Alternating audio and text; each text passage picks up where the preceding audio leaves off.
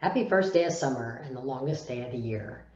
And I had a question that came to me last week that I thought I would do a video response to about what are the early indicators of whether I'm spiraling up or spiraling down. And we're all individuals and we all have our own thing, if you will, when we experience the fog. But there's a couple of rules of thumb. The spiraling down, you're making statements.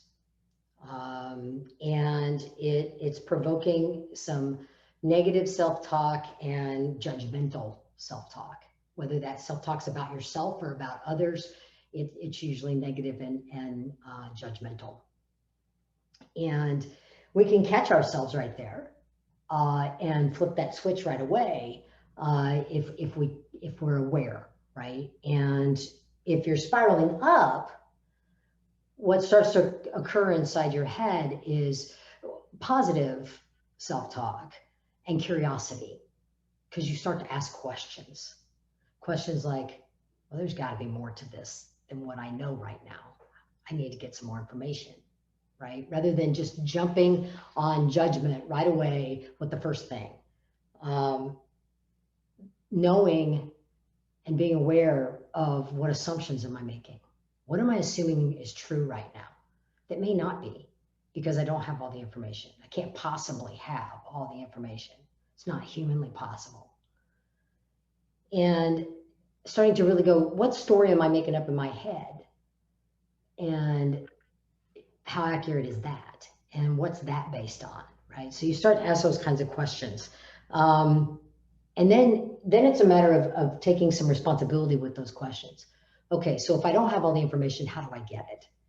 If I've only got this one perspective, how do I get more perspectives engaged in whatever this fog creation is? And remember, fog is any moment of confusion or conflict or change, anything that makes you go, what the fog is going to stimulate this, right?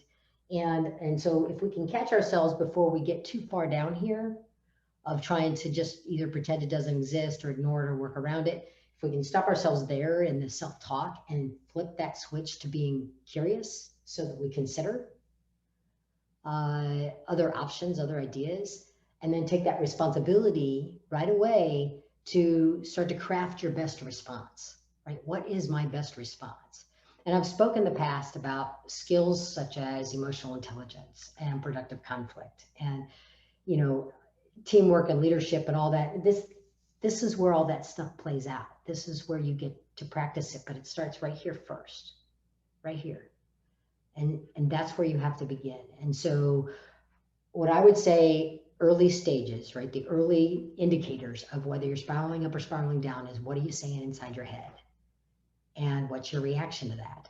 And am I asking questions? Because that's how I turn myself around. And my favorite question is about assumptions and then about exaggeration, because that's one of the things I do, right? I know this is one of my issues. I know I'm getting destructive when I start to exaggerate something. And I don't exaggerate it by a lot. Like, I don't say it happened a million times. But if it only happened twice and I'm saying it happened 4 times, I need to look inside, because I'm lying, for one thing.